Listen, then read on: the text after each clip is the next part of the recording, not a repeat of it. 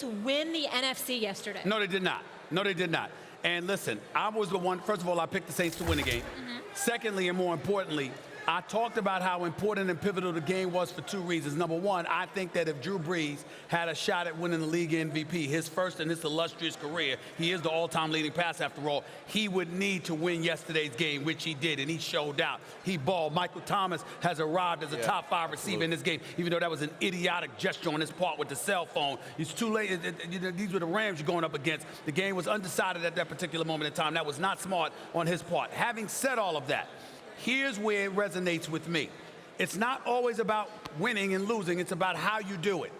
And the fact that they were up 35-17 and the Rams came back on the road and tied that score left a bad taste in my mouth because I saw Todd Gurley running the football effectively. I saw Kupp and Cooks doing damage against the New Orleans secondary. Eli Apple's addition was supposed to be a significant upgrade, even though he's not a star. I like him. He's got a lot of promise. Please don't get me wrong. I like Eli Apple. The point I'm making is that I expected it to be more significant of an upgrade than it has appeared, or it did appear yesterday. And all I'm going to say to you is this.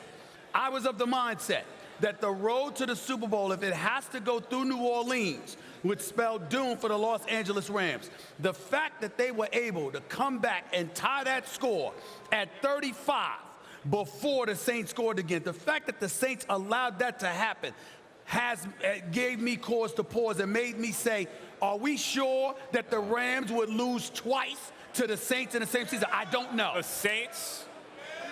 The Saints did not win the NFC yesterday, although to your point, Drew Brees in the MVP conversation, he probably took the lead there, but they did not win the NFC. First of all, the Rams are going to get to lead back. Second of all, in January, outdoors somewhere, and it doesn't have to just be, well, the Saints go to Los Angeles, right? There are other teams in the NFC that are going to have to play outdoors. It could be a different situation. But I will say this. You were of the opposite mindset. You've come a little bit more toward where I was. The reverse has happened to me, because what I saw from the Saints was an offensive line that is probably the best in the NFL, and a guy in Drew Brees who may be having the best season in the NFL. That is a tough combination. And from the Rams, I saw a defensive line for the second consecutive week, name brand guys you wouldn't expect to get pushed back, to get pushed around. First against the Packers and now against the Saints. I saw them getting pushed around. Now, everyone's talking about the Rams' defensive backfield. I get that.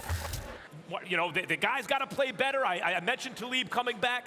But when they're getting pushed around in the middle, that's bad news for the Rams. So I'm a little bit on the opposite side there. The Saints didn't knock it up. Well, then, notice how you have to say, you got to sit up there and say, well, I'm sort of going in your way of thinking, but you changed your way of thinking. No, you came my way. That's what you're saying. So you want to say I came your way, but you changed your position. How did I change my position? Because you just been saying you're going back my way.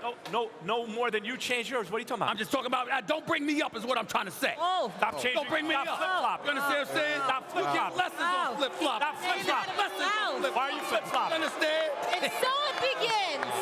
My life. Darren, get in here. Look, I like what I saw in the Rams yesterday. I like what I saw in the Rams. To Stephen A's point, listen, they're down 35-17. They come back. I mean, it's like most teams are going to, especially in that dome in New Orleans, most teams are going to fold in that situation, figuring that that's an avalanche. Okay, we'll count this as a loss and move on. The Rams showed me a lot of swagger, especially offensively. Yes, they do have some issues in the secondary. I think Marcus Peters he's just.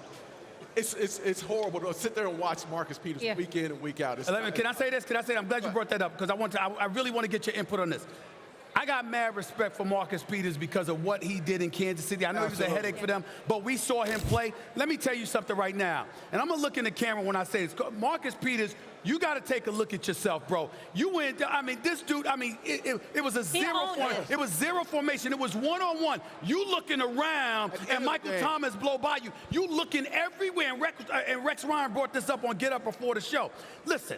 Marcus Peters out there looking at everybody else. No, you're getting scorched, bro. And God, they need Aqib Talib back in a worse way. And they're getting him back. And by the way, I know they are. It's not just because of Aqib Talib's ability on the field.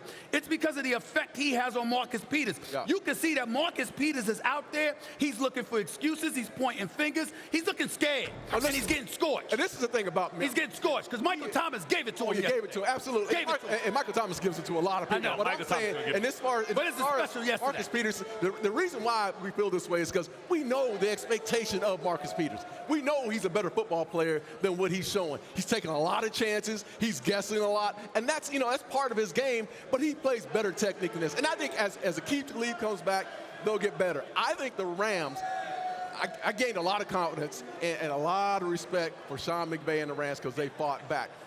I'm looking at these two later on.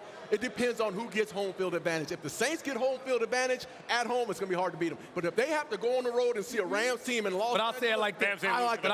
I'll say it like this. Difference maker. Here's the thing. I'll put it to you in a better way. The Rams have a better shot of beating the Saints in New Orleans than the Saints have of beating the Rams in L.A.